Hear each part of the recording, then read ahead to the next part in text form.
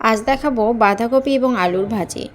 কড়াইতে কেটে রাখা আলু বাঁধাকপি দিয়ে তাতে দিয়ে দেব পরিমাণ মতো পেঁয়াজ কুচি, কাঁচামরিচ কুচি, এরপর দেব আস্ত জিরা, পরিমাণ মতো হলুদ গুঁড়ো, পরিমাণ মতো জিরা গুঁড়ো, পরিমাণ মতো শুকনো মরিচ গুঁড়ো এবং পরিমাণ মতো লবণ।